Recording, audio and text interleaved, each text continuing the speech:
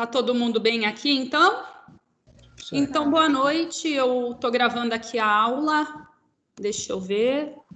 Ela está sendo gravada, atinente à pós-graduação do curso da Unopar, de Direito Penal e Processo Penal, e nós estamos dando continuidade da fase postulatória. Especificamente, estamos tratando do quê? Da denúncia.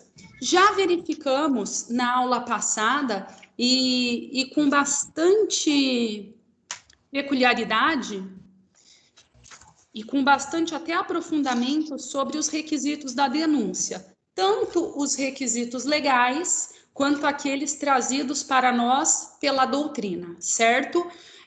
Maior ênfase, qual é?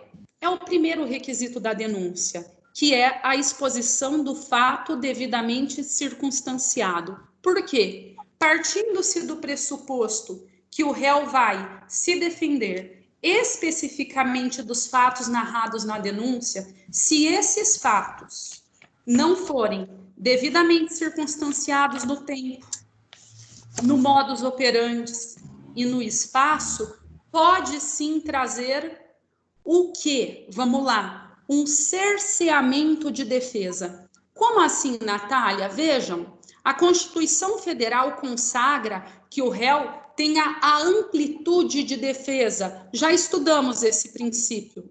Agora, nesse momento, se não houver este fato de maneira circunstanciada, torna-se difícil o exercício da defesa. Então, há em sentido inverso, um cerceamento. Este é o nome prático.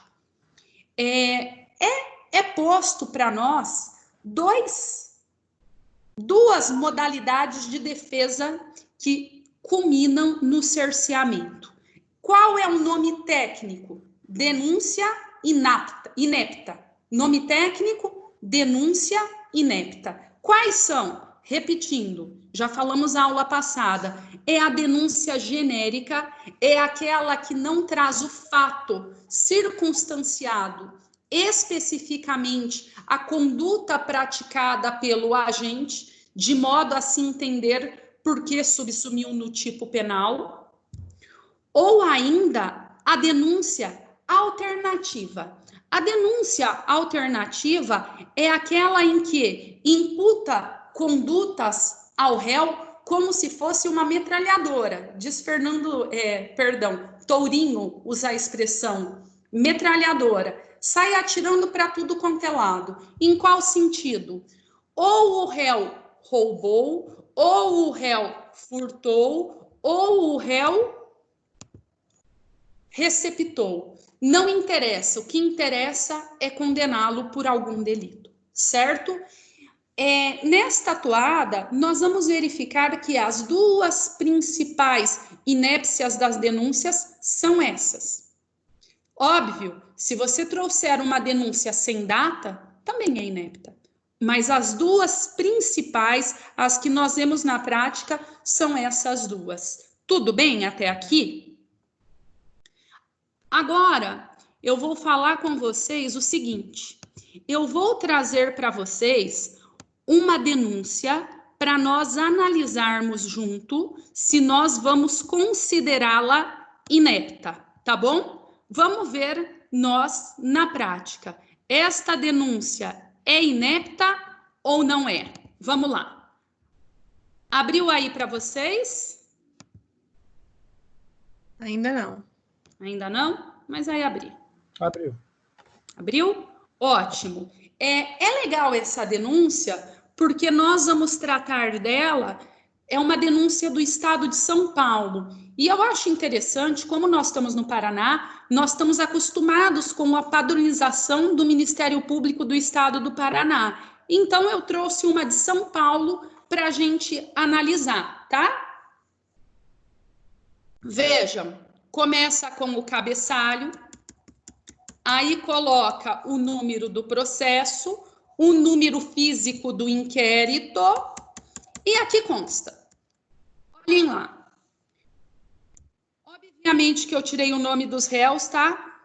Então tá lá. Consta do incluso inquérito policial que Primeira coisa, gente, por que que está falando consta do incluso inquérito policial? Porque está mostrando que a justa causa, que é a prova da materialidade, indícios mínimos de autoria, está no inquérito policial. O inquérito policial, então, forneceu a sua função preparatória, deu justa causa para a ação penal. Tá aí. Consta do incluso inquérito policial que, no dia, olha, pois data, 24 de junho de 2017, por volta das 2 horas da madrugada, na rua tal, na cidade de Piacatu, fulano de tal e Beltrana, é um homem e uma mulher, que eu não pus o nome, já qualificados, então nós temos a qualificação, associaram-se entre si para o fim de praticarem reiteradamente ou não os crimes previstos no artigo 33, caput e parágrafo 1º. Aqui foi, então, o fato relativo à associação ao tráfico de drogas. Pergunto, esta conduta foi individualizada ou é genérica?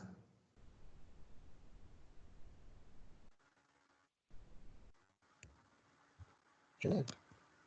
Oi? Individualizada ou é genérica?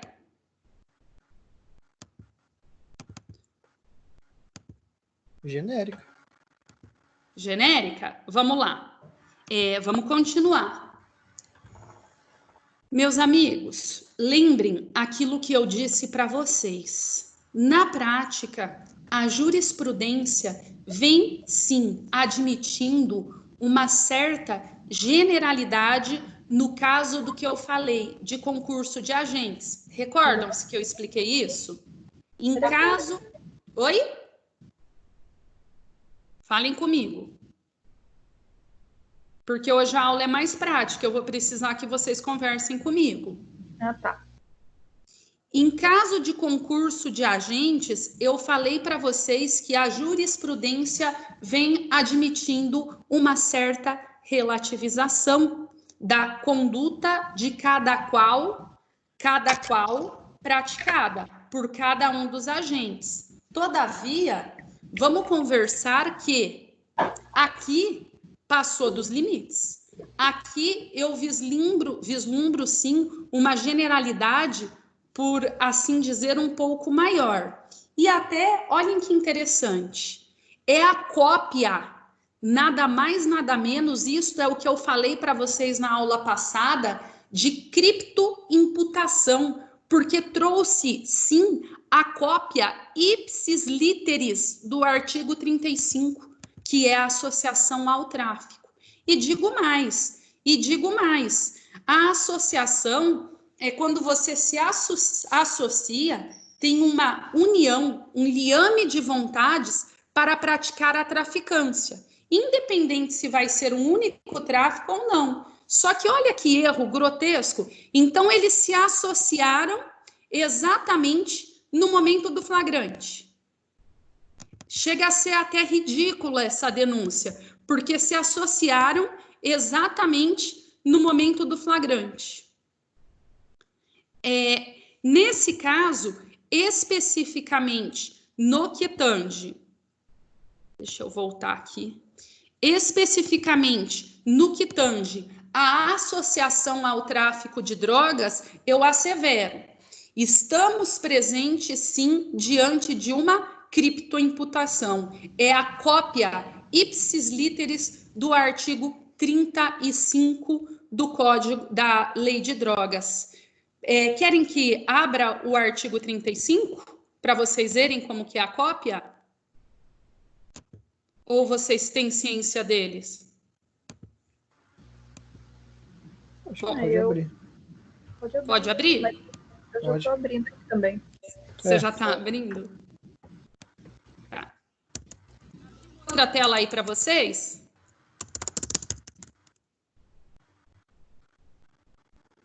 Tá Tá dando para ver. Uhum. Associarem-se duas ou mais pessoas para o fim de praticar reiteradamente ou não qualquer dos crimes previstos no 33 caput, parágrafo 1º e 34. Gente, isso não existe. Isso não existe. É certo, sim, que se admite certa generalidade em concurso de agentes. Até porque, vejam, este é um crime de concurso necessário, ou seja, ele somente é possível ser praticado por duas ou mais pessoas. Ninguém se associa para cometer o tráfico sozinho. Ninguém se associa para cometer a traficância sozinho. Então, este é um crime denominado de concurso necessário, admitindo, sim, pela jurisprudência, certa generalidade. Mas vejam, poderia o promotor ter falado entre tal data e tal data, fulano e beltrano, ainda porque essas duas pessoas, eles vieram tinha a prova, Porecatu. Na comarca de Porecatu, associaram-se para praticar tráfico interestadual, ocasião em que combinaram entre si, com unidade de desígnios, de levarem certa quantia de droga para tal local, na finalidade de disseminar a traficância na região. Consertei a denúncia, não consertei? Tranquilo, foi consertado. Então, olhem, é sim cópia seca do artigo 35. Isto é denúncia genérica, isto é chamado na prática de criptoimputação. Tudo bem? Vamos continuar a nossa denúncia para a gente ver agora o tráfico, o que aconteceu? Deixa eu achar ela aqui para mostrar para vocês. Achei. Está. Agora vamos para a segunda imputação delitiva. Vamos lá. Consta do incluso inquérito policial, volta a repetir. Por que consta? Óbvio, consta do incluso inquérito policial para mostrar a justa causa, o inquérito preparando a ação penal. Que no dia 24 de junho de 2017, por volta das 2 horas, no mesmo local, os réus foram qualificados, sim, sem autorização e desacordo com determinação legal e regulamentar, transportavam e traziam com eles 150 gramas de cocaína, droga essa que se destinava ao tráfico. 150 gramas de cocaína. Olhem os núcleos do tipo. Lembrem, o artigo 33 da Lei de Drogas é o tráfico de drogas. Consubstancia-se no tráfico de drogas propriamente dito. Ele é um crime chamado plurinuclear misto alternativo. Por quê? Porque ele contém 18 condutas nucleares, sendo que qualquer uma delas é suficiente para caracterizar a traficância. Vejam, se ocorrer mais de um núcleo do tipo dentro do mesmo contexto fático, é crime único. Se for na mesma ocasião. Mas, se ocorrerem mais de um núcleo do tipo em contexto fático distinto, aí não. Aí vai haver concurso de delitos. Tudo bem? Isso é revisão de direito penal. Mas o que interessa para nós neste caso é nós sabermos que é um crime com vários núcleos e qualquer um deles consuma a traficância. Vários deles, vários núcleos, várias condutas humanas no mesmo contexto fático, um único crime. Mas, professora, se fizer 3, é um único crime? Sim, vou explicar para vocês. Imaginem vocês que eu saio da minha casa, vou até Paraguai. Lá eu adquiro droga, coloco no meu carro, transporto droga, deixo o carro no estacionamento perto da minha casa, coloco na mochila e trago até aqui. Trago comigo droga, chego em casa e coloco essa droga dentro da minha casa, armazenando-a. Fiz 4 condutas. Quantos tráficos? Um só. Tudo no mesmo contexto fático, entenderam? Beleza. Agora vamos conversar. Vamos conversar. Transportavam e traziam com eles. Meus amigos, eu achei aqui um tanto quanto alternativo.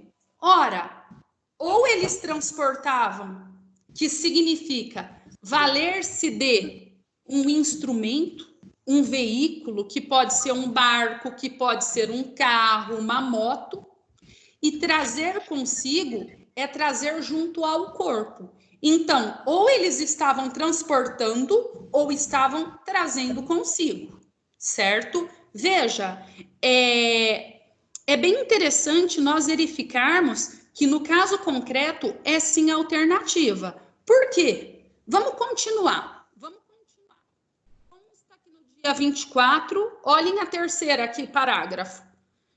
No mesmo horário, aí fala que o homem ofereceu dinheiro para que os policiais não os prendessem em flagrante, certo?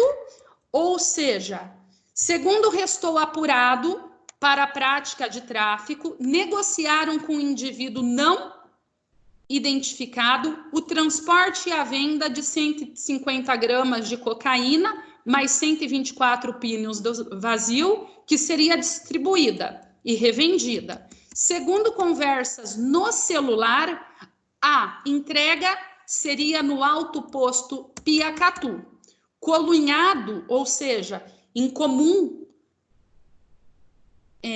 como que eu vou explicar? Colunhados é agindo em comunidade, em unidade de desígnios, mancomunados. Deixaram o Paraná e, numa caminhoneta cor preta, arrumaram a cidade de Piacatu, pertencente a esta comarca. E lá eles foram flagrados. Ponto. Gente, aqui termina toda a explicação, a narrativa do fato interessante para nós.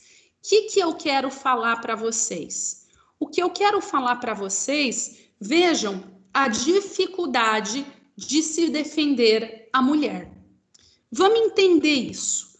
Por quê? Porque a denúncia é, sim, para lá de um tanto genérica e também alternativa. Por quê? Porque, olha, aonde estava essa droga? Ninguém sabe. Dá a entender que ela estava na caminhonete. Mas aonde? Porque, ora, se ela não sabia da droga,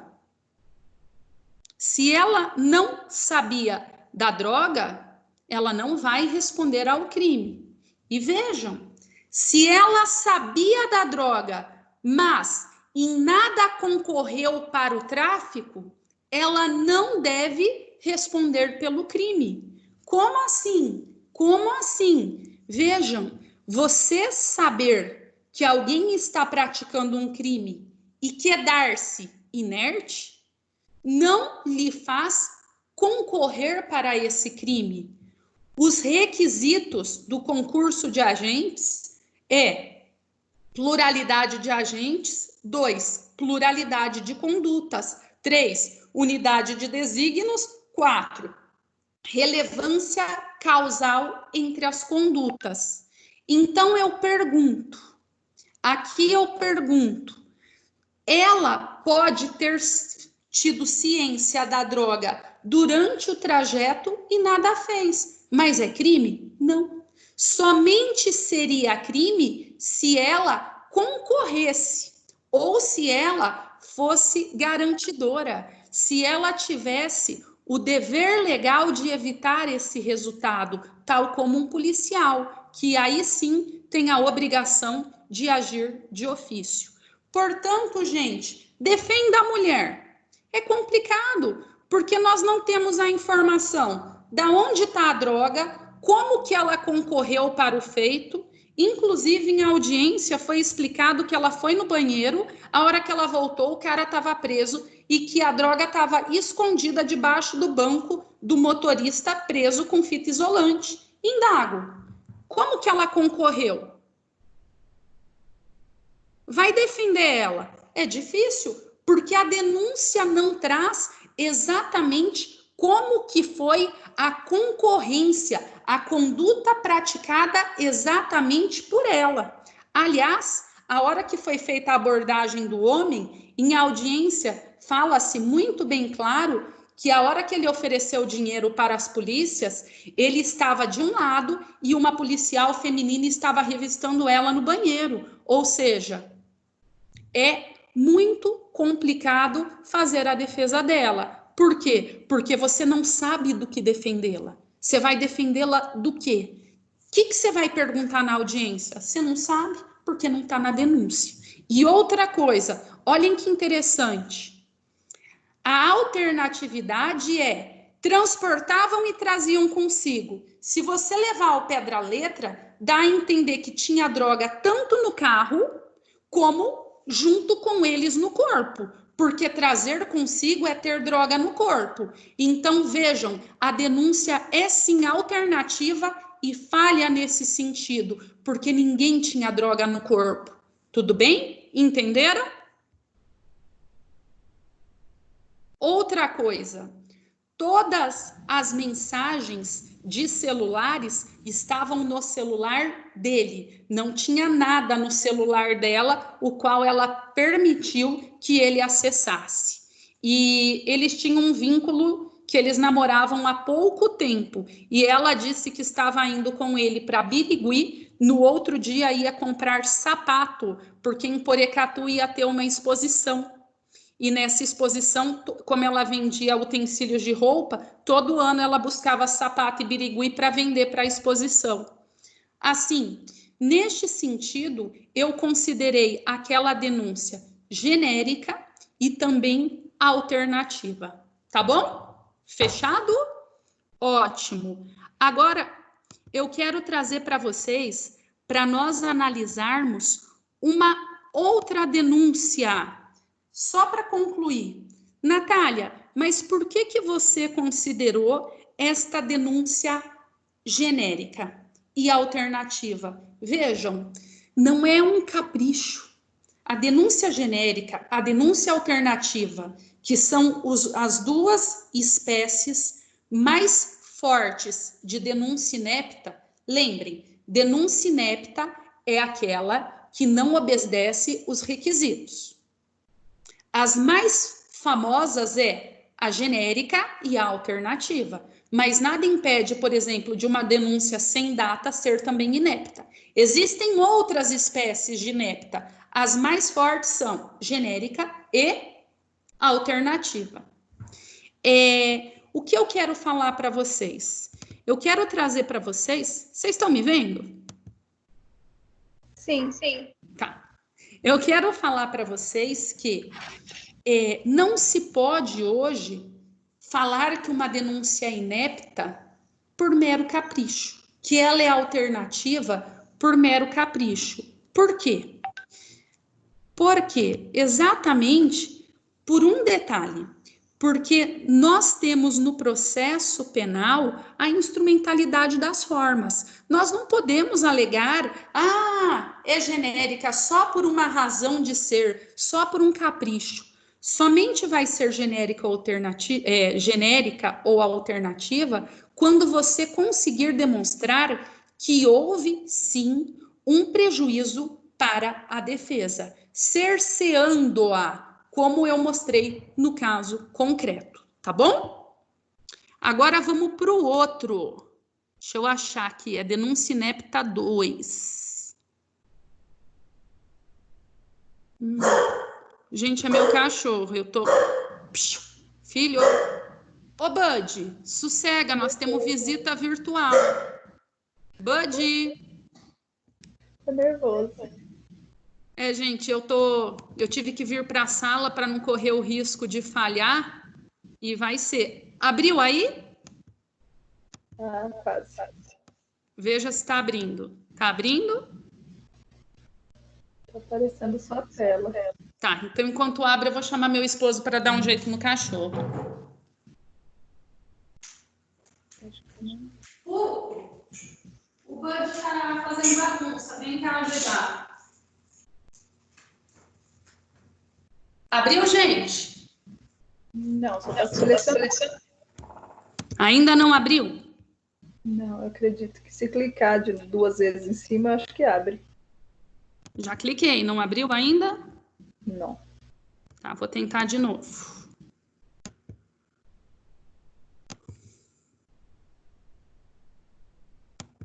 Apareceu você agora.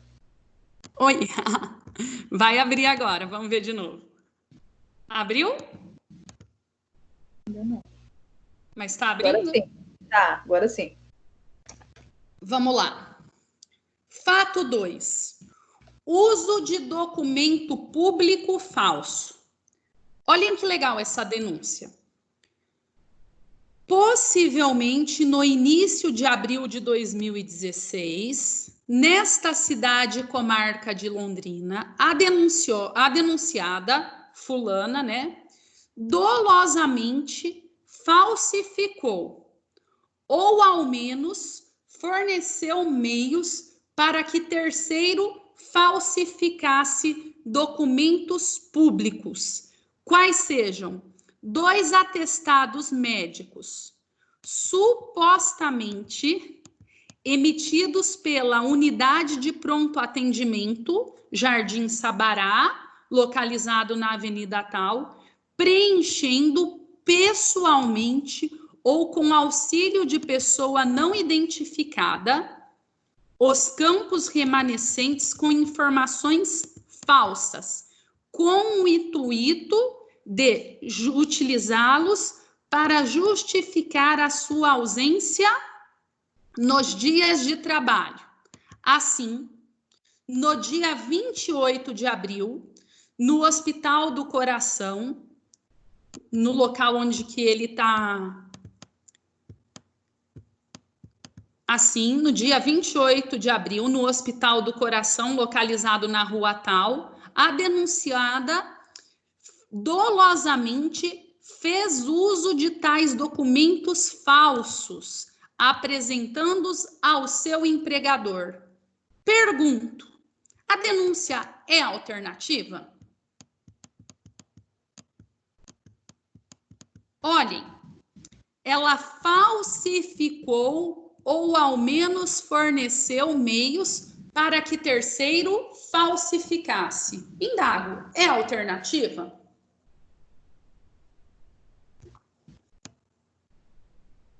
Preenchendo pessoalmente ou com auxílio de pessoa não identificada.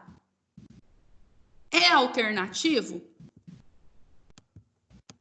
Vamos lá. Por assim agir, respondeu ao 304, combinado com o 297. O 297 é o que fala dos documentos falsos. Tá, vamos lá, galera. Um colega meu, que foi meu aluno, ele me mandou isso aqui e falou assim, Natália, peguei uma denúncia alternativa. Falei, sério? Porque a gente brinca, né? É raro, quem gosta do penal adora ver essas coisas, óbvio.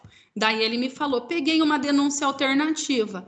Daí eu falei, o que você fez? Ele, eu pedi a rejeição da denúncia porque ela era alternativa. Eu falei, e o juiz deu? Não. E aí? Entrei com HC. Eu falei, nossa, cara, que legal. Manda para eu ver. E aí, ele mandou para eu ver. Aí, gente, eu quero que vocês absorvam o que eu comentei com vocês. O que eu acabei de comentar? A denúncia alternativa não se trata de um capricho. A denúncia alternativa, ela vai existir quando ela cercear a defesa. Ela não é um capricho. Aqui nós não estamos falando da formalidade pela formalidade, mas na ausência de requisitos que culminem em cerceamento da defesa. Por que eu estou falando isso? Vejam, qual é o crime imputado? O crime imputado é uso de documento falso.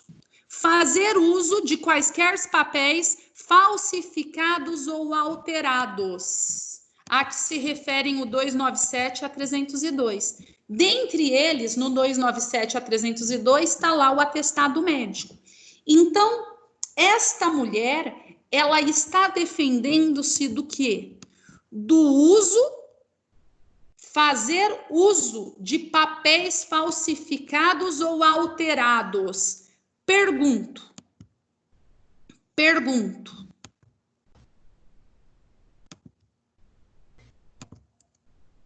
Qual a parte da denúncia que mais interessa para nós? Aqui, no dia 28 de abril, ela fez uso de tais documentos falsos.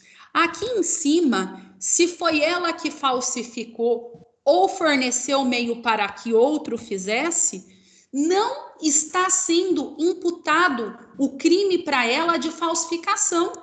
Somente foi imputado o fazer uso do documento falso. Até porque o crime meio seria, de fato, absorvido pelo crime fim. Então, vejam, aquela narrativa de que ela efetivamente falsificou ou foi outro, não culmina em qualquer cerceamento de defesa na prática. Lógico que não. Por que não culmina em cerceamento? Porque ela não está sendo acusada de falsificação. Ela está sendo acusada apenas de fazer o uso. Portanto, aqui, o HC foi denegado e eu concordei com o Tribunal de Justiça. Porque, ao meu ver, o objeto, a pretensão acusatória, não é isso. O preenchimento próprio ou com auxílio de terceira pessoa não é o objeto, não é a pretensão acusatória. Isto sequer foi imputado a ela. O que nos interessa é isto aqui, que no dia 28, no hospital tal, ela fez uso de tal documento falso. Aqui está o fato plenamente circunstanciado pelo modo de execução, no tempo e no espaço. Então, vejam, nós não vemos nenhuma, tem ali uma conduta alternativa. Primeiro, essa conduta alternativa seria impossível de ser esclarecida, se foi ela ou não. Uma perícia, para comprovar se a letra dela, poderia até tentar esclarecer, mas é irrelevante, porque ela não está sendo acusada da falsificação. Até porque a falsificação seria absorvida pelo crime fim, que é fazer uso. Então, aquela conduta é irrelevante. O que interessa para nós foi o uso, o qual foi, sim, circunstanciado no tempo, no local e pelo modo de execução. Quem fez o uso foi ela. Ok, gente? Tudo bem? Ok? Então, vou considerar que sim, porque vocês estão muito participativos. Ok.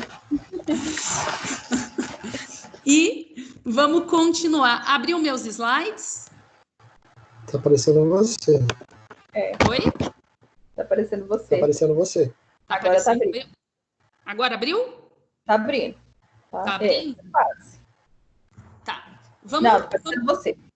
Tá aparecendo eu, então eu vou tentar abrir de novo. Espera aí que tem um ser aqui nos aguardando. Edson chegou, boa noite. Pronto.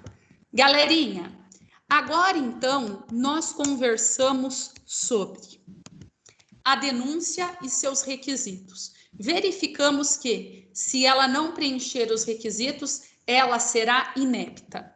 A inépcia não é uma graça, não é uma formalidade excessiva, até porque no processo penal nós não lidamos com formalidade excessiva. A inépcia, ela restará configurada quando? Quando ela gerar um cerceamento de defesa. Ótimo. Agora vamos lá. Agora eu quero que nós nos recordemos da aula passada, em que nós trouxemos ali um quadrinho. Qual foi o quadrinho? A régua processual. Nós verificamos que, oferecida a denúncia, ela deverá ir para o juiz. E o que o juiz deve fazer com a denúncia? O juiz, ele deve simplesmente olhar a denúncia e verificar se ela preenche os requisitos legais. Preenchido os requisitos legais, ele recebe a denúncia e dá prosseguimento à ação penal.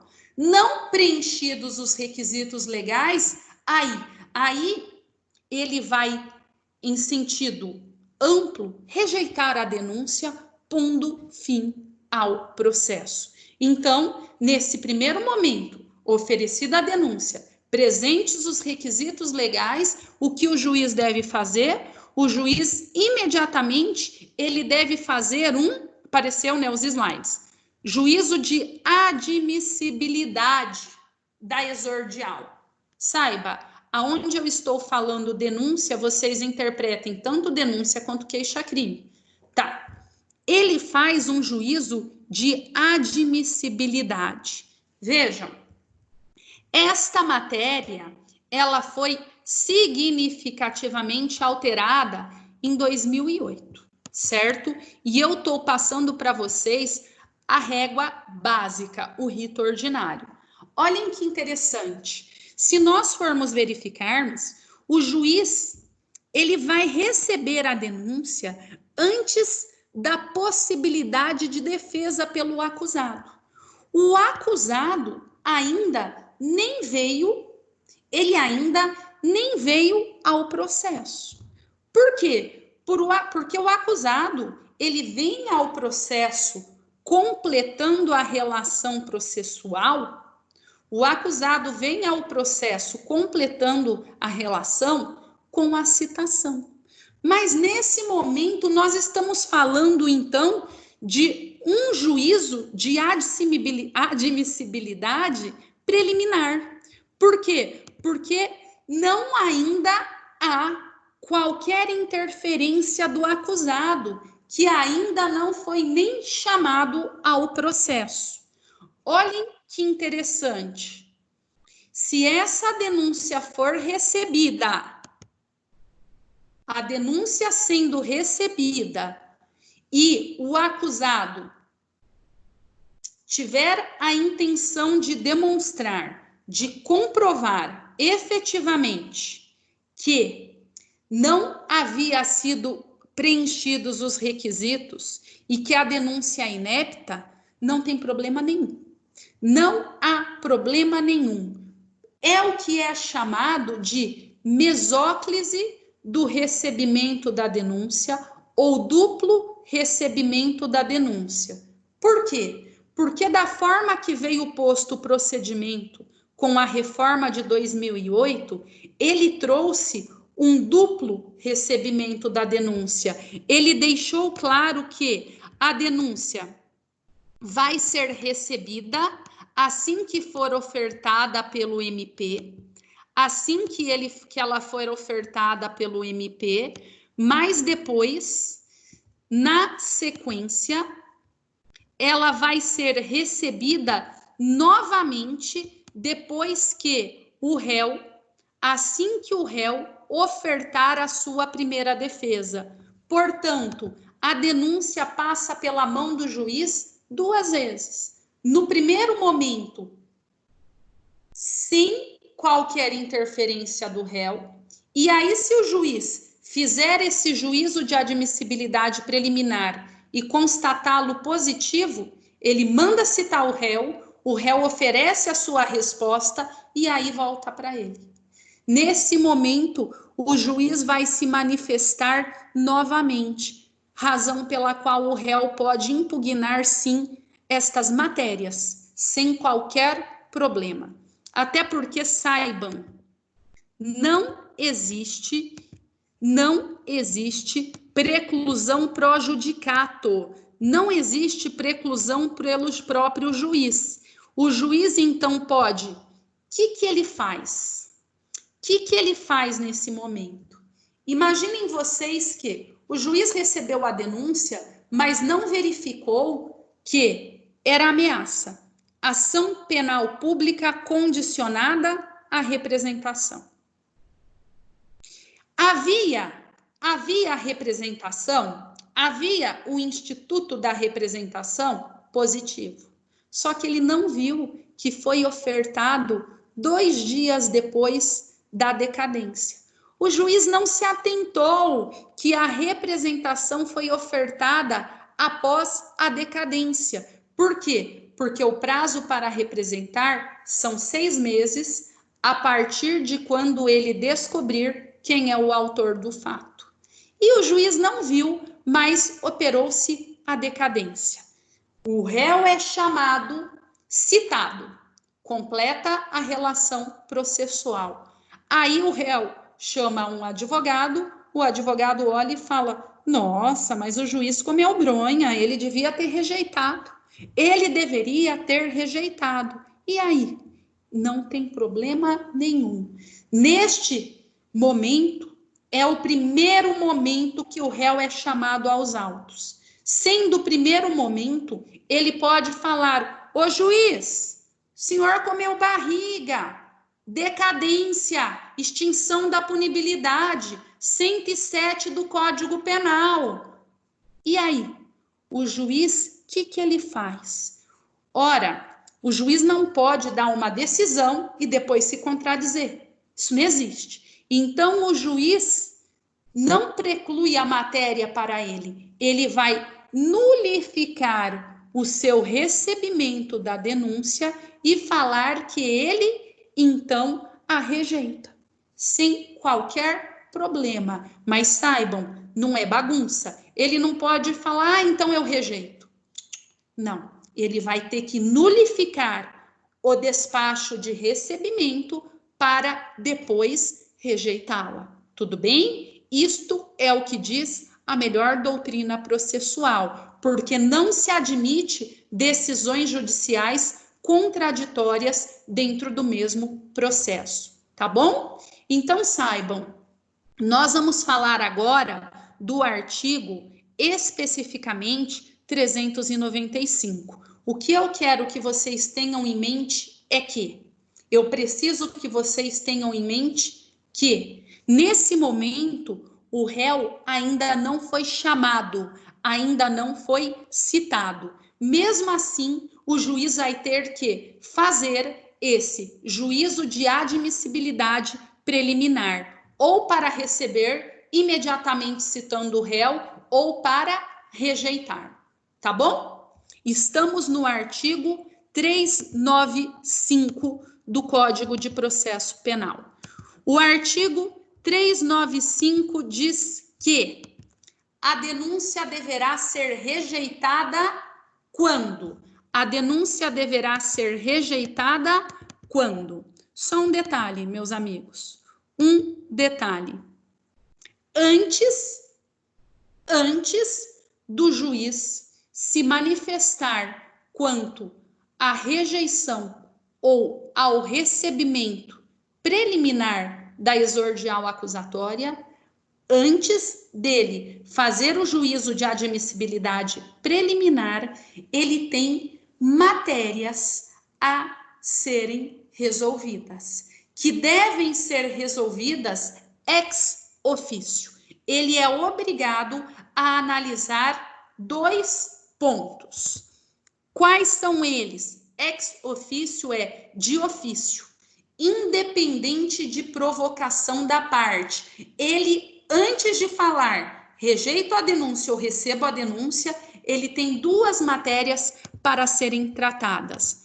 Vamos lá. Primeiro, ele deve verificar se ele é imbuído de alguma causa de incompatibilidade, suspeição ou impedimento. Ele obrigatoriamente deverá ver se ele é impedido de atuar naqueles autos, suspeito de atuar naqueles autos, ou se há alguma incompatibilidade. Meus anjos, saibam, vocês vão ter aula sobre incompatibilidade, suspeição ou impedimento. O que interessa para mim é apenas isso.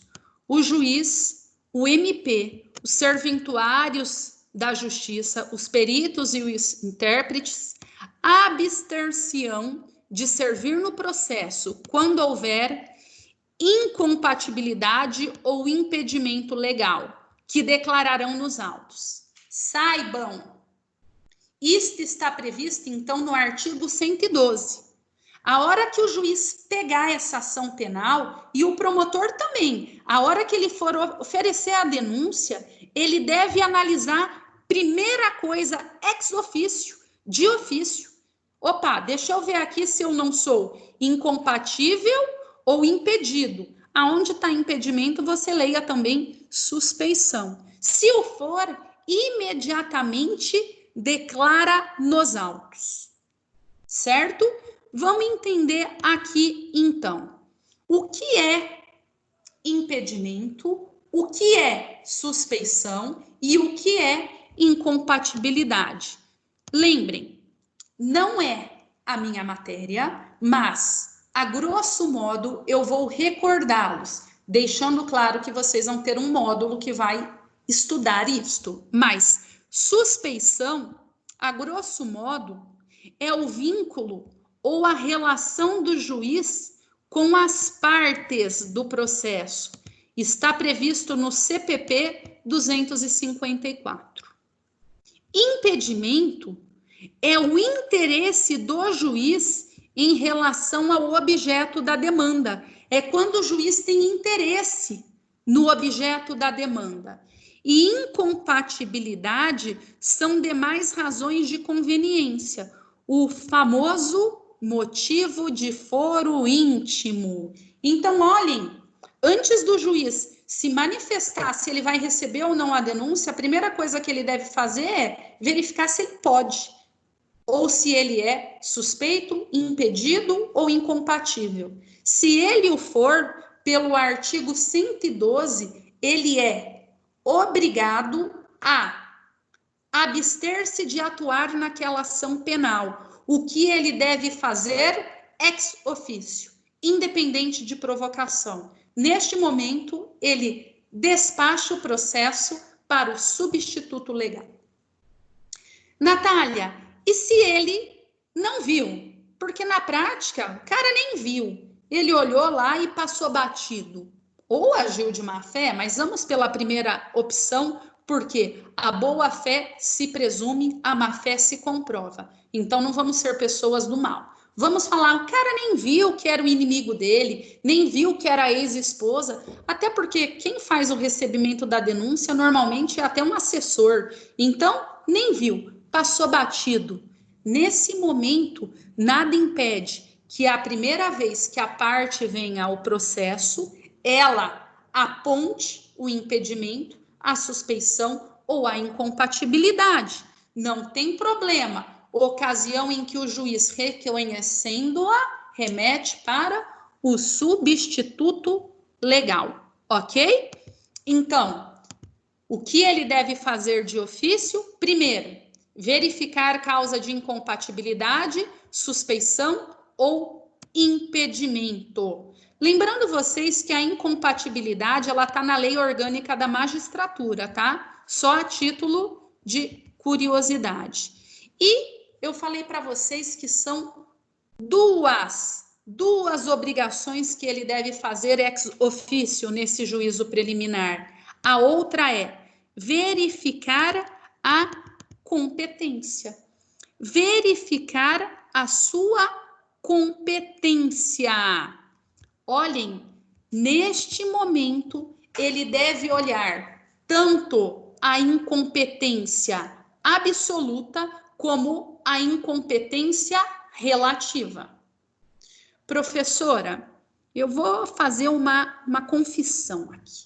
Eu vou confessar que eu não estudei bem e eu não lembro nem o que é competência. Vamos revisar. O que é competência? Lembrem, ao poder judiciário foi atribuído a jurisdição, que é juris dicto, dizer o direito, aplicar a lei ao caso concreto, certo? Então, esta é a incumbência da função judiciária no Brasil.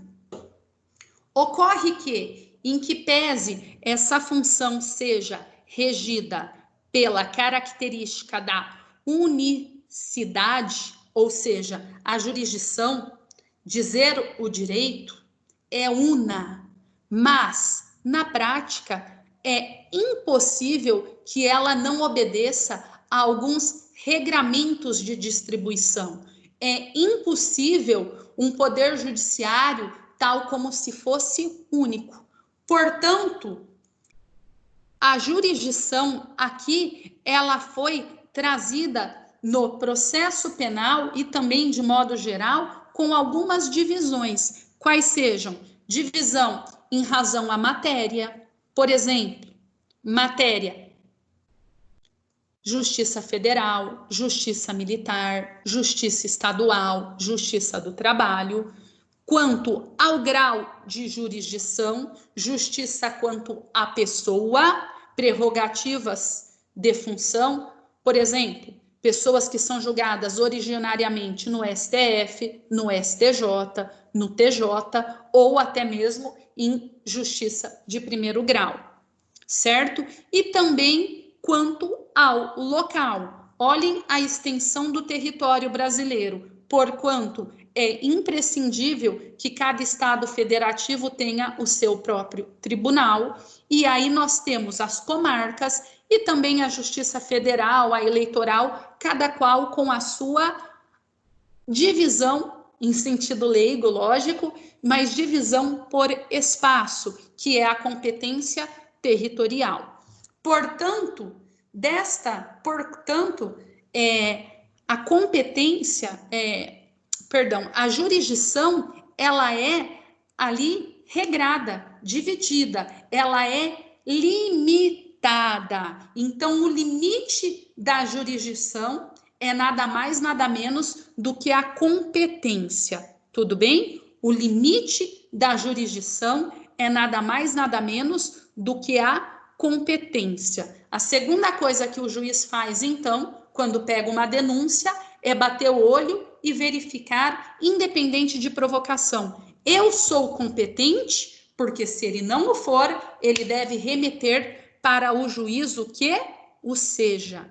Imediatamente, ele deve remeter para o juízo que o seja. Ô, Natália, isso acontece na prática? Meus amigos, direto no juizado, cai lá um processo em que se remete para a justiça comum, ou cai alguma coisa na justiça comum que se remete para o juizado. Isto é meio até que comum, tá bom? Eu vi um caso que era bem legal. Caiu no juizado e o juizado falou: não, isso aqui não é lesão corporal, é tentativa de homicídio, e mandou para a justiça comum. O promotor lá pegou e falou: não, isso aqui não é tentativa de homicídio, é lesão corporal, manda para o juizado. E ficaram nessa briga, certo? Mas eles fizeram isso já antes do recebimento da denúncia. Alguma dúvida? Não? Ótimo, tá ótimo. Então vamos lá. Agora nós vamos falar, já vimos as duas observações que o juiz vai fazer de pronto, ex officio. Na sequência, o juiz vai ter que verificar nos procedimentos ordinário e sumário oferecida a denúncia, se não rejeitá-la liminarmente, recebê-la-á. Ou seja, nós temos aqui, quando o juiz vai fazer o recebimento da denúncia, diante do oferecimento da denúncia pelo Ministério Público, ele tem duas decisões que podem ser tomadas. A primeira, recebê-la. A segunda, não recebê-la ou rejeitá-la. Ou seja, esse juízo de admissibilidade preliminar poderá ser positivo, recebimento, negativo, rejeição ou não recebimento. A melhor doutrina diferencia a rejeição em sentido estrito da não recebimento. Depois nós vamos falar sobre isso. Mas, enfim, o juízo de admissibilidade preliminar poderá ser positivo ou negativo. Caso positivo, ele recebe e manda citar o acusado. Caso negativo, ele vai pôr fim ao processo, certo? Agora, então, eu quero falar com vocês. Vejam, eu quero falar com vocês sobre esse juízo de admissibilidade, positivo ou negativo. Por quê? Eu quero indagá-los. Qual é a natureza jurídica? Quando o juiz recebe a denúncia, nós estamos diante de uma decisão judicial, de um ato judicial. Qual é a natureza jurídica dele? Quando o juiz rejeita, em sentido amplo, a rejeição propriamente dita e o não recebimento, mas quando ele denega por meio de um juízo negativo, qual é a natureza jurídica? Importante sabermos, certo? Vamos lá, vamos lembrar. Por quê? Porque as decisões judiciais, os atos judiciais, em regra, eles são de 3 espécies. A primeira espécie é um ato chamado despacho de mero expediente. É um ato judicial meramente ordinatório, desprovido de cunho decisório. É um ato ordinatório sem qualquer cunho decisório, o que tem a finalidade de dar prosseguimento aos autos. Mas lembrem, por não ter cunho decisório, não precisa de fundamentação. Por quê? Porque por não ter cunho decisório, simplesmente não gera prejuízo à parte. Não gera prejuízo à parte. Então, o despacho de mero expediente é um ato meramente ordinatório. Ele não tem cunho decisório, por quê? Porque não gera prejuízo. Não tem um cunho decisório efetivamente, é simplesmente permitir o prosseguimento da ação penal. Neste sentido, não precisa de fundamentação, assim como não gera prejuízo. Exemplo, vista ao Ministério Público, abra-se vista à defesa. Somente intime-se a testemunha, atualize-se o endereço, cumpra-se. É isso. É simplesmente aquele ato que vai permitindo que o processo caminhe. Lembrando vocês que o caminhar processual, ele deve ser sempre com marcha progressiva, certo? Aí eu indago. Receber a denúncia causa prejuízo à parte? Você ter um processo contra si causa prejuízo? Obviamente que sim. Em que pese não seja uma condenação, é sim um processo. Você vai ter que ir ao fórum, contratar advogado e vai ter uma demanda judicial em seu desfavor. Então já é pacífico. Gera prejuízo? Sim. Portanto, não é despacho de mero expediente. Num segundo momento, há quem diga, só a título de curiosidade, como o despacho de mero expediente não causa prejuízo, ele é irrecorrível. Por quê? Uma vez que ele não causa prejuízo, não há interesse recursal. Se ele não lhe causou prejuízo, qual interesse recursal você tem de recorrer? Nenhum. Portanto, em regra, ele é irrecorrível. É permitido, sim, um único recurso, que seria ali aquela carta testemunhável,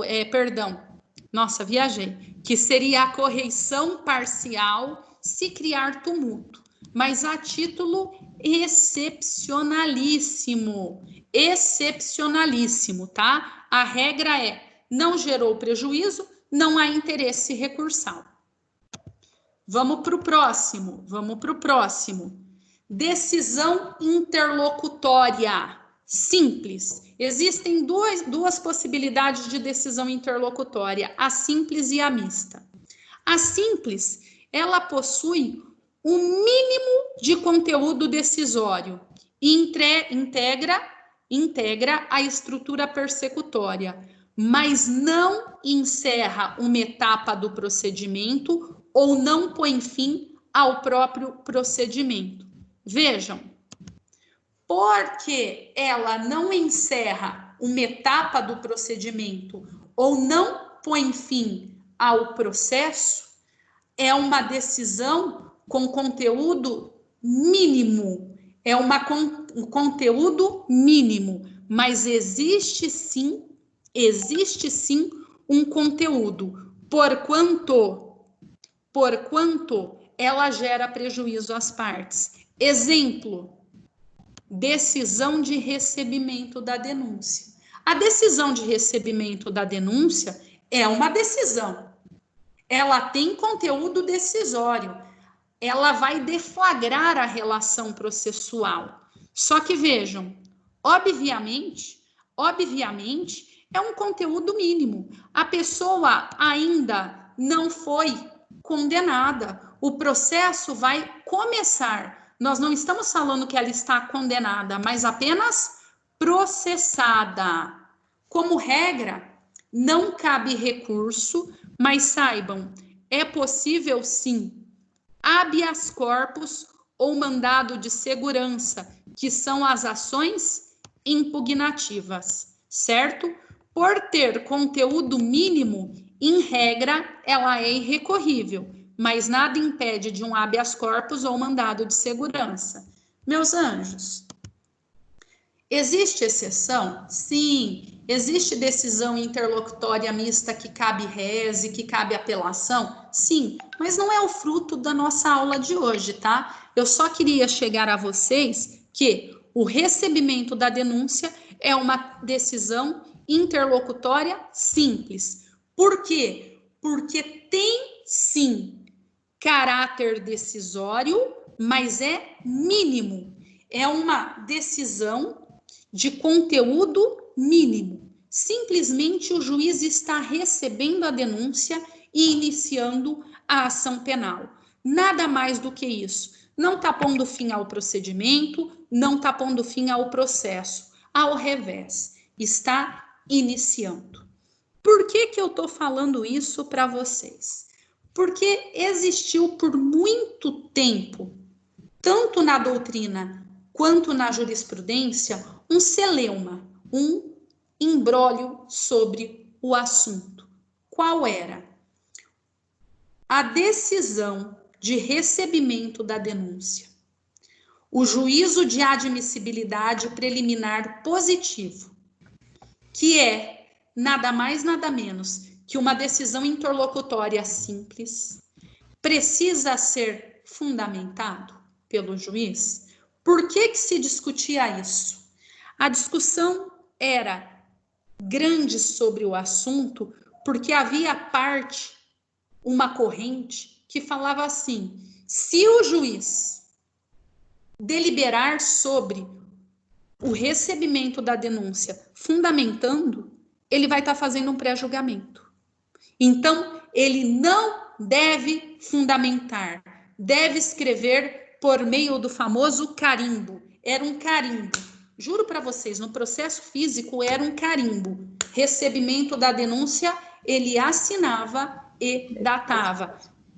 Lembrem que não existia computador, não existia muito, era raro o computador, internet. Então isso era feito no carimbão mesmo. Ele pegava o processo físico recebido. Juro, era assim. Eu vi muita decisão assim. Eu vi também. Oi? Eu vi também no cartório. Você viu também? E tinha fundamentação? Não. Era uma carimba. Falhou, perdão, repete. Era o carimbo com a data lá. O carimbo com a data. Mas aí, lembrem que eu também falei para vocês que nós começamos um novo processo penal. Como diz Auri Lopes, Júnior, está na hora da Cinderela vestir as suas próprias roupas. E aí começou a se questionar, como assim? Como o juiz vai receber uma denúncia com natureza jurídica de decisão interlocutória simples, a qual possui sim conteúdo decisório e não vai fundamentar? Ora, diz o artigo 93, inciso 9, que todas as decisões judiciais devem ser fundamentadas quando gerarem prejuízo. Obviamente, gente, o despacho de mero expediente, só falando na prática, hoje ele nem quase é feito pelo juiz, tá? Ele, nos termos da Constituição, também no artigo 93, ele é delegado e se faz o analista por meio de portaria, porque vale apenas para movimentar, levar a marcha processual para frente. Mas o recebimento da denúncia não é um mero expediente, ele tem cunho decisório. Na prática hoje, como que o juiz fundamenta a denúncia sem fazer um pré-julgamento da matéria? Vamos ver? Deixa eu ver que eu tenho aqui só um pouquinho que eu vou precisar abrir aqui para vocês, que eu separei. Anexo.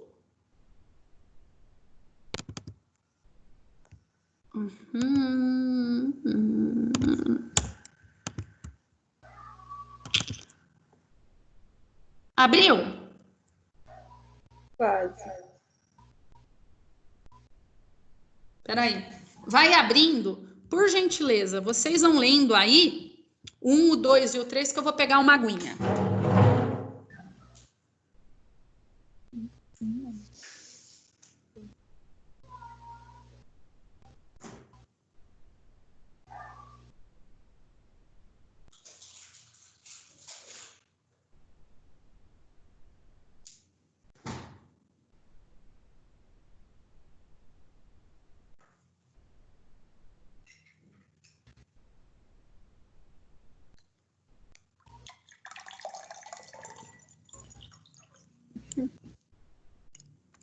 Olhem que legal.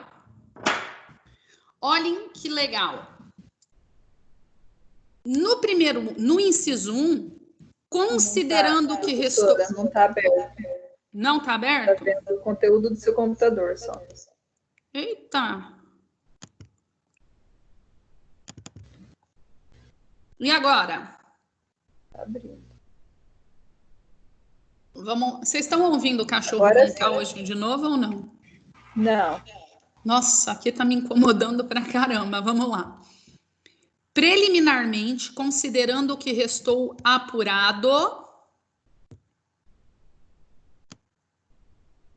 Preliminarmente, considerando o que restou apurado, a evidenciar falta de justa causa para ação penal ao crime previsto no artigo 155. Acolho o item 3 da cota ministerial e determino o arquivamento exclusivamente em relação à subtração de 3 aparelhos. Olhem que interessante, gente. Fazendo um adendo do que nós já estudamos. O juiz arquivou o furto de 3 aparelhos celulares, mas como? De acordo com a cota ministerial. Por que de acordo com a cota ministerial? Simples, porque o Ministério Público é o dominus litis da ação penal. A ação penal é exercida tendo como legitimado ativo o MP. Está no artigo 129, inciso 1. Então, o MP falou, seu juiz, eu não vou denunciar os 3 furtos porque não tem justa causa. E aí, o juiz determinou o arquivamento. Mas ele não faz isso, ele fez isso porque o MP pediu, neste caso, certo? Agora, ele poderia fazer por si só? Pior que sim. Ele também poderia fazer de ofício, não tem problema nenhum. Mas ok, agora vamos lá. Recebo a denúncia porquanto preenchido os requisitos do artigo 41 e não vislumbro outra razão para rejeitá-la liminarmente. Gente, esta é a fundamentação necessária para o recebimento da denúncia. Ele simplesmente falou, olha, preencheu os requisitos do artigo 41 e não tem as razões para rejeitá-la preliminarmente. Só isso e nada mais. Senão, ele pode sim correr no risco de fazer um pré-julgamento. Ele deixou claro, este momento se trata de um juízo preliminar de cognição sumária. Ele vai olhar lá se está preenchidos os requisitos e se há alguma causa prevista no 395 que trata do quê? Da rejeição preliminar. É cognição sumária. Ele não vai adentrar no mérito do feito. Ele vai olhar simplesmente requisitos de cunho processual. Vejam, ele nunca vai entrar no mérito deste feito. Ele simplesmente vai verificar num juízo de cognição sumária se estão presentes ou não os requisitos processuais para recebê-la. Estes requisitos estão dispostos no artigo 395. 395.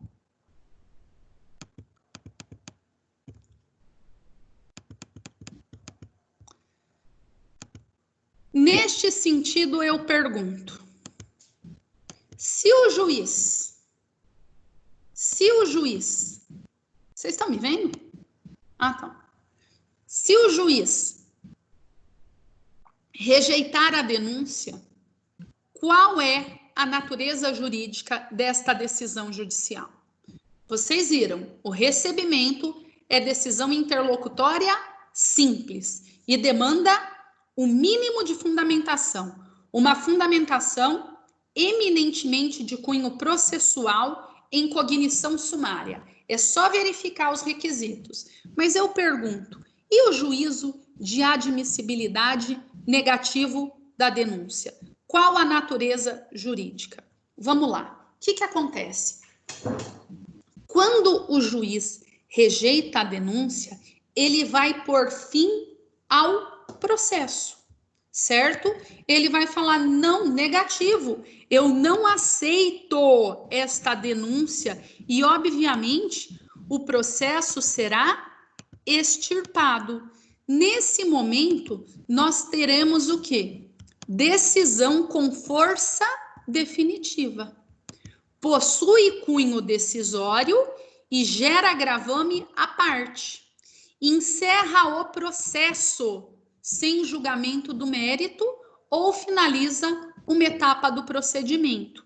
No caso, nós estamos falando de uma decisão que encerra o processo sem julgamento do mérito. Isto quer dizer que uma decisão que encerra o processo sem julgamento do mérito, como regra, faz coisa julgada meramente formal.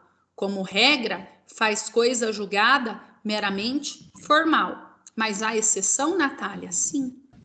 Nós vamos verificar depois, passo a passo, a exceção. Mas vejam, elas encerram o processo, termina o processo.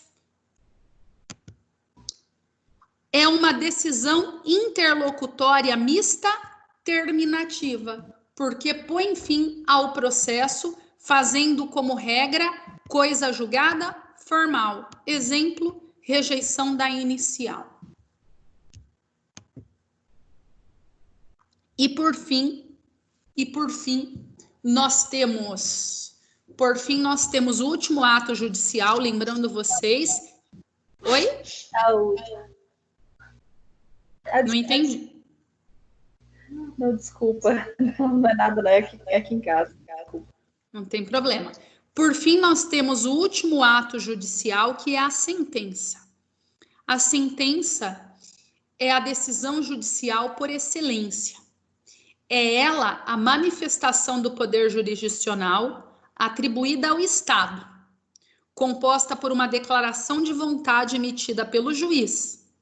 A sentença, falando sobre o viés processual penal, sobre o viés do processo penal, ela manifesta-se sobre os fatos imputados, tanto no seu objeto, materialidade, vamos lá, manifestam sobre os fatos imputados, tanto no que tange a materialidade, quanto no que tange a participação dos autores, a autoria, condenando-os por meio de uma pena ou absolvendo-os. Então, vamos lá, no processo penal, é a manifestação sobre os fatos imputados, tanto no que tange ao objeto, materialidade, e sobre a concorrência, a autoria, que pode ser por uma condenação, que vai gerar uma pena, ou uma absolvição.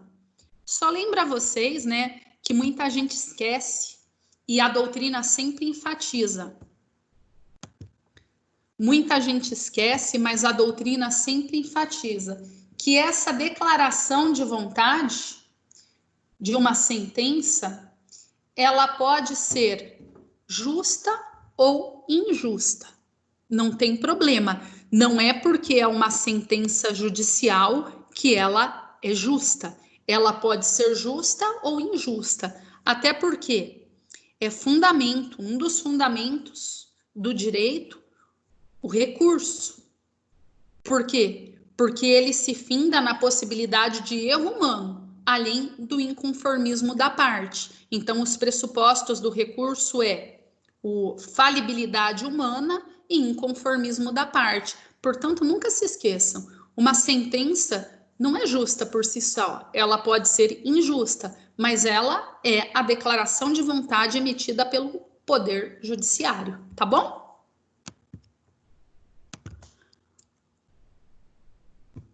Agora, nós vamos chegar... Bom, gente, eu considero essa aula aqui bastante cansativa. Vamos fazer 5 minutinhos de intervalo e aí a gente volta até 9h05, porque como é muita matéria e é por internet, eu acho que passou 1h20, não vinga mais, pode ser? Pode ser. Então vamos lá, eu vou cortar aqui meu vídeo. Ó, agora é 8h25. 8h30, 8h32 a gente volta, tá bom? Beleza. Então tá, até daqui a pouquinho. Tá, tchau.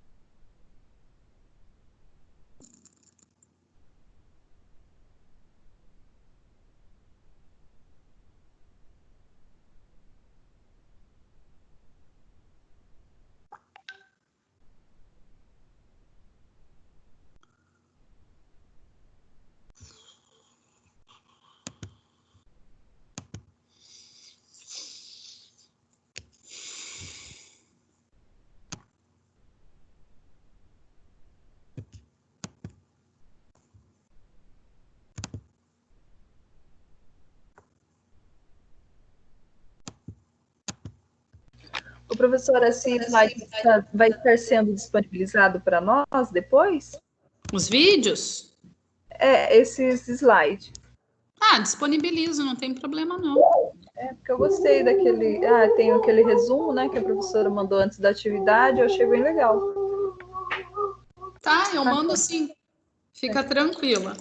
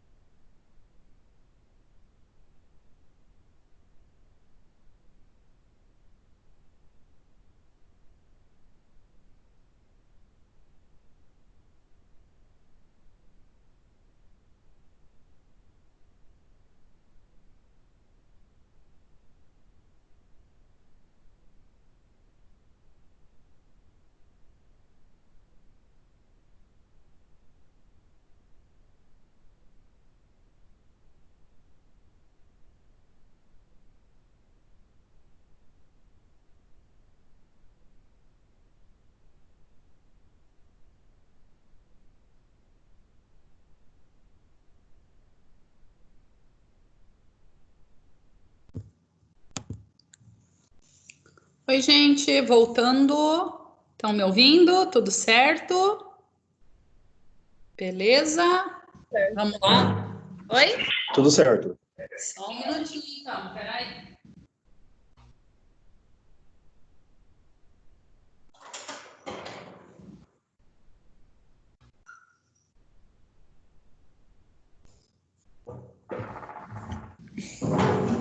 Ficou frio aqui, eu fechei a porta. Vamos lá.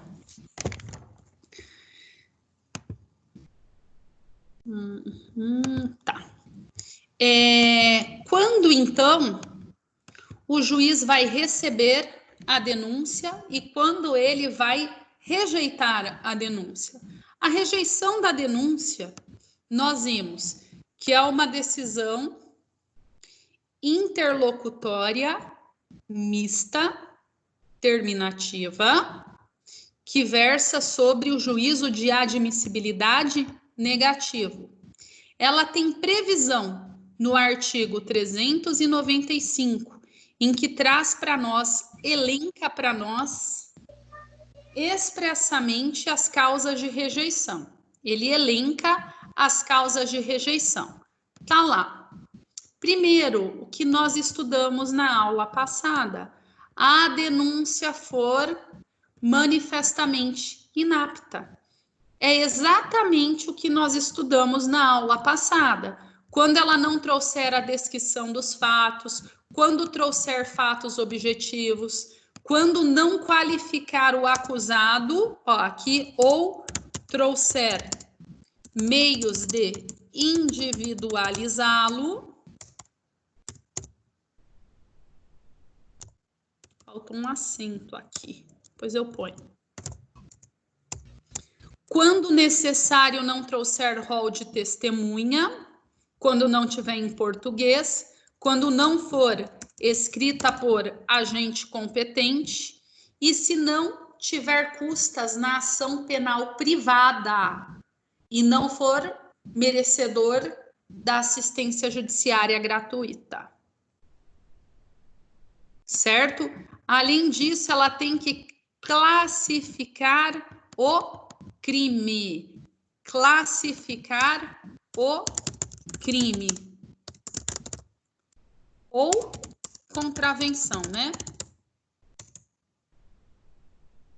Nessas causas, então, ele vai rejeitar a denúncia porque ela é inepta, né? Lembrando vocês, as duas causas mais famosas de inépcia, a espécie de genérica e a espécie de alternativa. Segundo requisito em que culmina em causa de rejeição da denúncia. Preliminar, vamos lá. Quando faltar pressuposto processual ou condição para o exercício da ação penal. Vamos mudar a ordem. Quais são mesmo as condições da ação? Na doutrina tradicional, legitimidade das partes. Na doutrina nova, nas novas teorias, legitimidade meramente ativa. Na doutrina tradicional, possibilidade jurídica do pedido. Na doutrina nova, essa possibilidade jurídica é substituída pela mera evidência da prática de um fato típico, que é o famoso fumus comissi delicti. Depois, o interesse de agir aqui foi substituído na doutrina nova por não estar extinta a punibilidade. Lembrem, isso eu até passei para vocês, né? Para me trazerem as novas condições da ação.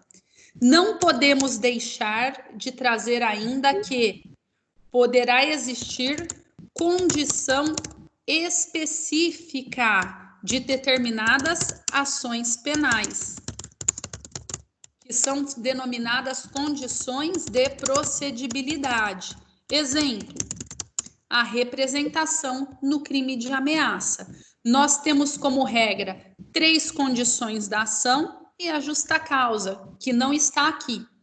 e temos também a possibilidade de haver uma condição específica da ação penal, apenas existente quando vier de maneira expressa. Exemplo, representação no crime de ameaça, requisição no caso do crime previsto como instituto condicionante da requisição do ministro da Justiça, por exemplo. Nós temos algumas condições específicas denominadas condições de procedibilidade. Agora, eu quero lembrá-los, né, o que nós já conversamos. Predomina hoje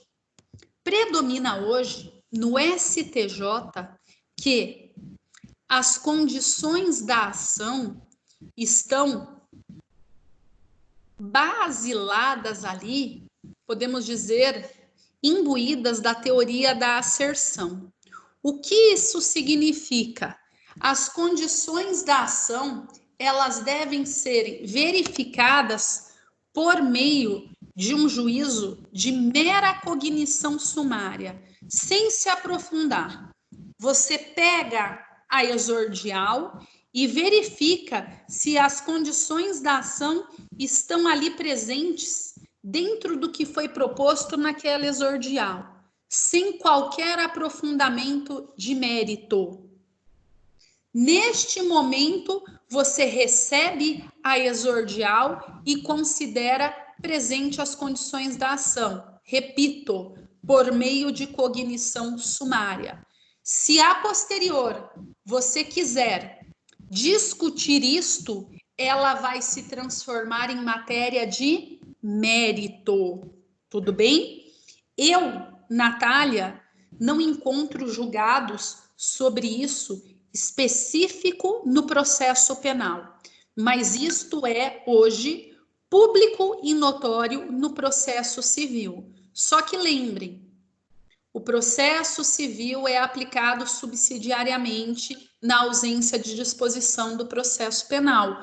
Portanto, em que pese eu não verifico expresso teoria da asserção, o que eu tenho verificado é que está sendo decidido neste sentido. Ora, você pegou a exordial, bateu o olho, você vai olhar ali as condições da ação tal como elas foram dispostas, de uma maneira meramente sumária. Recebeu a ação por meio de uma exordial, recebida a ação por meio de uma exordial, as discussões depois, elas viram condições de mérito. Inclusive, no processo penal, o que eu tenho vislumbrado é que, se você não discutir as condições da ação na primeira resposta do acusado, depois ela vira mérito e você nem pode voltar a discuti-la, sob pena de se falar que houve preclusão consumativa. Certo? Então, saibam, quer discutir condição da ação, o momento adequado é na primeira vez que o réu veio ao processo. Por quê? Porque depois, cuidado que vai ser considerado matéria meritória, certo? E há quem diga que algumas condições da ação podem até mesmo precluir. Natália, o que você considera? Eu considero que não tem preclusão de matéria ali, né, de ordem pública, no que tange a nulidades absolutas. Mas, na prática, eu estou vendo o quê? A relativização das nulidades. Você só consegue uma nulidade se você fizer prova dela que gerou prejuízo. Então, eu aconselho, quer discutir condição da ação, discute na resposta à acusação. Tá, professora, mas eu não trabalho com processo, eu tô tendo uma dificuldade de entender o que você está falando.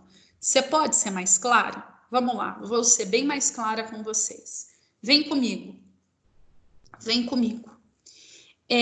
Imaginem vocês que nós estamos diante de um juízo que opta pelas condições da ação sobre a doutrina tradicional. Dentre elas, nós temos ali a legitimidade passiva. Você pega a denúncia e você vai discutir que o réu não é o réu. Você vai trazer a matéria sob que viés? Sob o viés da legitimidade passiva, ou melhor, da ausência da legitimidade. Não é fulano, não é ele que deve ser processado, ele não é legítimo para adentrar na ação penal como polo passivo. Aí o juiz fala, não, nesta fase eu tenho dúvida, nesta fase há dúvida, porquanto, em fase que predomina o indúbio pro societate, recebo a denúncia. E no final, você quer discutir a mesma matéria. Você não trará qualquer consideração nesse momento falando de parte ilegítima. Você vai pedir a absolvição no mérito, falando o quê? Falando que o réu não concorreu para a ação penal. Algo que foi recebido no juízo preliminar, já quando se recebeu a exordial, recebeu naquele momento de condição da ação, se transformou em matéria de mérito e lá vai ser resolvida como matéria de mérito, com julgamento do mérito. Tudo bem? Então é neste sentido. Em que pese essa teoria da asserção, eu não vejo ela muito relevante. O que eu vejo que está sendo que ela gerou no processo penal, essa é a história de preclusão. Muita coisa que você não discutiu, você não discute depois. Por exemplo, eu estou vendo uma corrente muito forte falando assim: ora, se a denúncia foi genérica, por que a defesa não falou sobre essa generalidade quando ela teve o momento da resposta à acusação? Agora vai falar depois que todo o processo percorreu, ela que prove o prejuízo, ela que prove, porque se a denúncia foi um tanto quanto genérico, ela que prove aonde ela está sendo prejudicada por cerceamento de defesa. É isso que está acontecendo na prática. Então, muito cuidado para discutir condições da ação e o momento adequado. Eu volto a afirmar, exemplo, denúncia genérica, denúncia alternativa. Quem não está pondo na resposta à acusação está tendo que provar prejuízo na sentença. Mas, professora, eu não entendo, porque a nulidade de cerceamento de defesa é absoluta. A regra seria não ter que provar prejuízo nenhum. Nulidade absoluta, o prejuízo é presumido. Só que eu afirmo, está sendo sedimentado em decisões superiores à relativização da nulidade. E este vem sendo apontado como um caso clássico. Um caso clássico. Se você não reclamou que a denúncia era genérica, que a denúncia era alternativa, na resposta, depois você vai ter que provar. Você pode até reclamar, mas você vai ter que provar prejuízo, certo? Então, essa história de teoria da asserção, da matéria depois, que era uma mera condição da ação, um mero requisito processual, depois ir a mérito, o que eu vejo que ele está trazendo para o processo penal? A história das preclusões. Cuidado. Fechado, gente?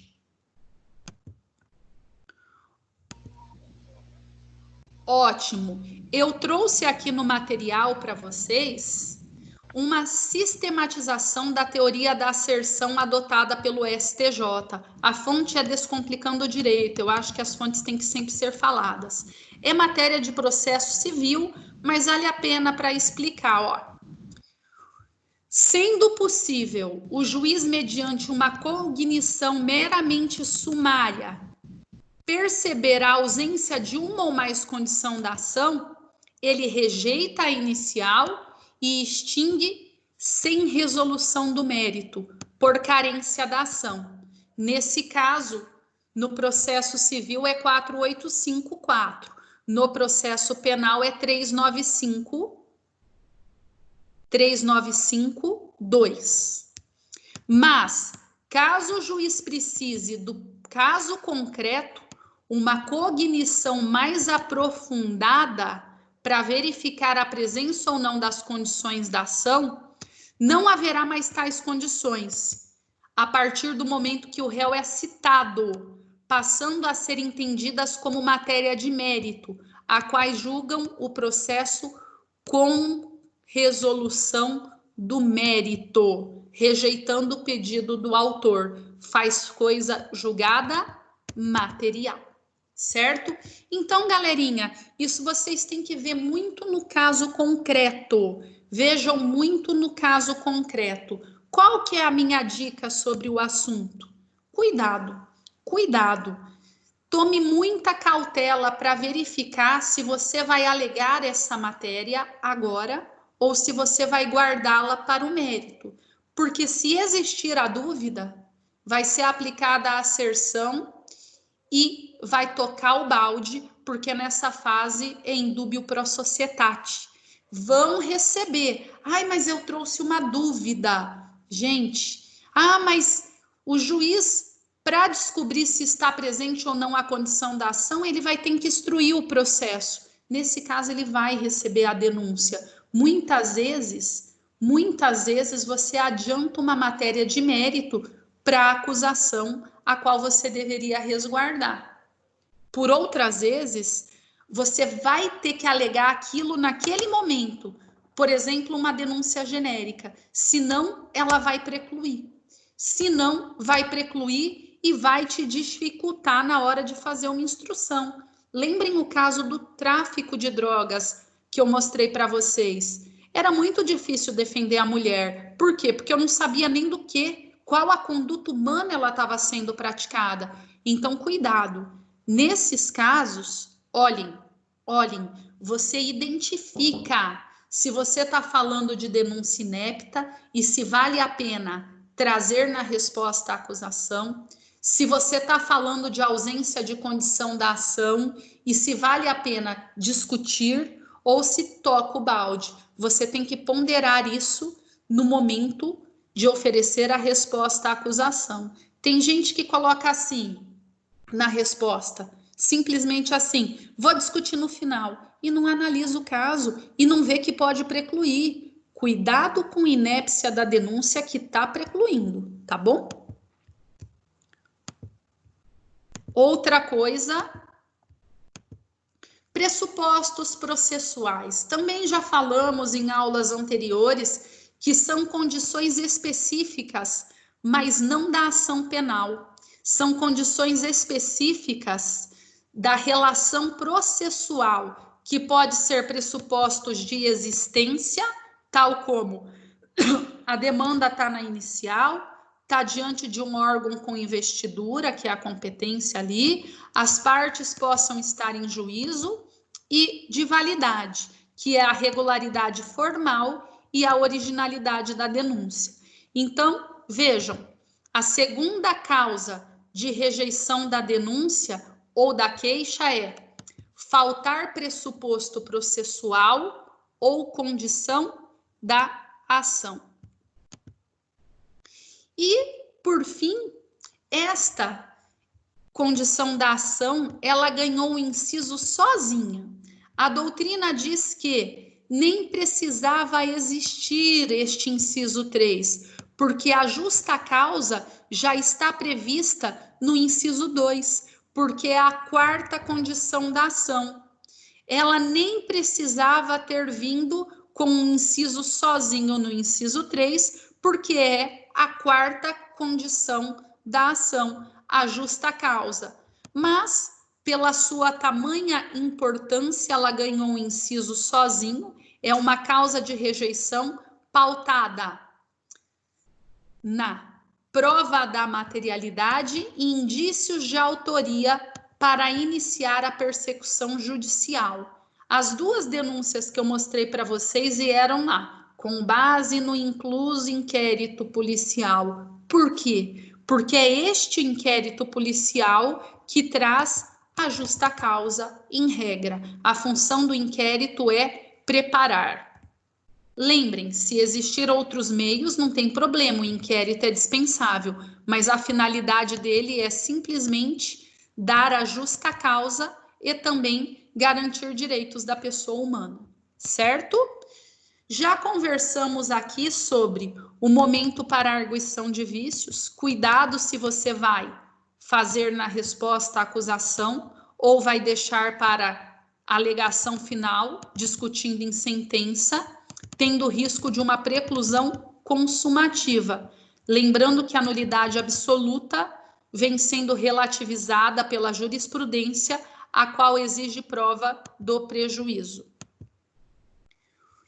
Outra coisa que eu quero discutir com vocês agora eu falei para vocês que a rejeição da exordial, ela veio para nós em sentido amplo. Tecnicamente, a melhor doutrina processual penal, ela divide em duas vertentes. Esta rejeição em sentido amplo, esta rejeição preliminar em sentido amplo, ela pode ser uma decisão de não recebimento. O que é a rejeição em sentido amplo que culmina em não recebimento? É uma decisão mista terminativa. Ela põe fim ao processo e não permite a instauração da relação processual. O juiz rejeita e ela é mista terminativa. Ela põe fim ao processo. Mas nada impede que, posteriormente, o MP ofereça uma nova ação com o mesmo fato e o mesmo acusado. Por quê? Porque ela faz coisa julgada formal. Ela é uma decisão de mera formalidade processual, sem análise de mérito. Portanto, a decisão de rejeição negativa como gênero, numa espécie, ela é trazida como não recebimento, analisando meramente aspecto processual, faz coisa julgada meramente formal. Nossa, eu dei pau aqui no slide. Faz coisa julgada meramente formal. E nós temos a decisão de rejeição propriamente dita. A decisão de rejeição propriamente dita, olhem, ela impede nova ação com o mesmo fato e contra o mesmo acusado. Por quê? Porque ela analisa o mérito. Ela faz coisa julgada material. Ela faz coisa julgada material, certo? Então, vamos lá. Vamos analisar aqui.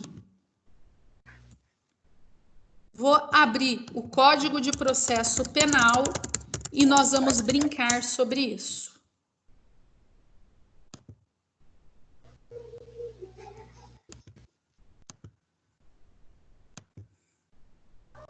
Espera aí que eu tô abrindo, tá? Abri. Vamos no 395. Denúncia inepta. É não recebimento ou rejeição propriamente dito? O não recebimento é uma análise processual, mas é uma mera formalidade. Se a formalidade for resolvida, nada impede que a ação seja proposta novamente por meio de outro processo. Imaginem vocês uma decisão, uma sentença sem data, hora e local. Uma denúncia, errei. Uma denúncia sem data, hora e local. Pode ser que depois o promotor ofereça uma outra denúncia com data, hora e local? Tranquilo. Então, ela é um não recebimento de cunho processual, a qual faz coisa meramente formal. Nada impede que o requisito processual ausente depois seja adimplido, certo? Vamos lá. Inciso 3. Faltar justa causa para ação penal. Imaginem que o promotor oferece a denúncia e o juiz fala não tem um mínimo de suporte probatório mínimo aqui. Não teve nem inquérito. Não recebo. Pergunto. Ele não receberá ou rejeitará? Poderá haver um inquérito e, por meio de outros autos de ação penal, com o inquérito ter consubstanciado a justa causa? Perfeito.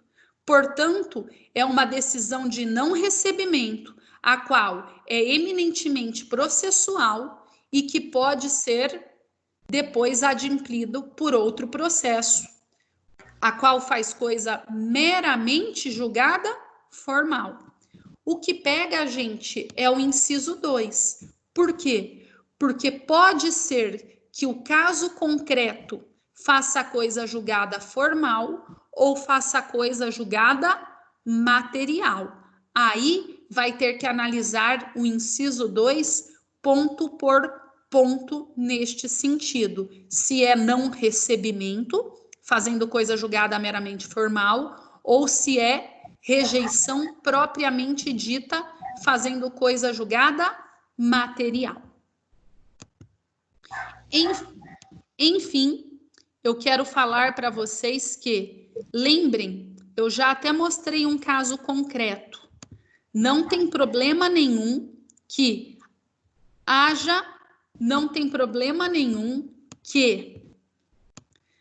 uma rejeição parcial da denúncia, que o juiz receba um crime e denegue outro, e rejeite outro. Não tem problema nenhum que, no caso concreto, haja uma rejeição parcial da denúncia. Exemplo, o juiz aceita a denúncia pelo tráfico, mas não recebe a denúncia pela associação ao tráfico. Não tem problema nenhum da rejeição parcial.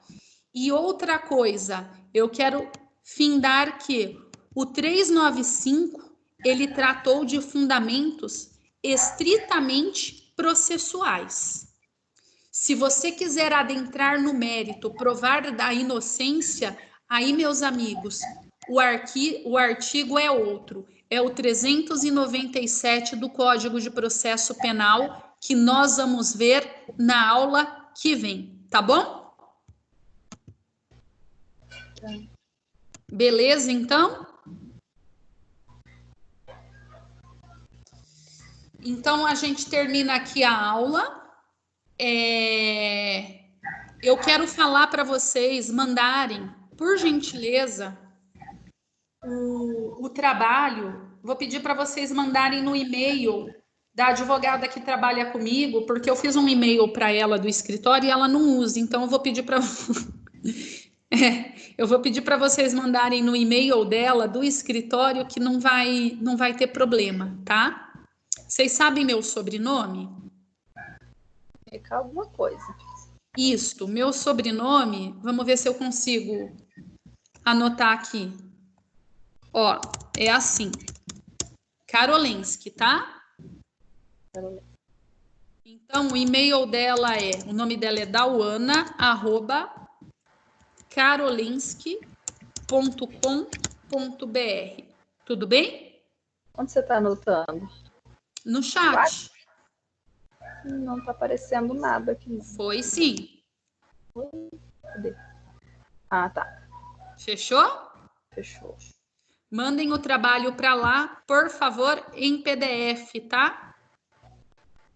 Aqui não apareceu o e-mail. Dauana, eu vou colocar no grupo. Ah, beleza. @Karolensky. Tá, beleza? Uhum. Alguma outra dúvida?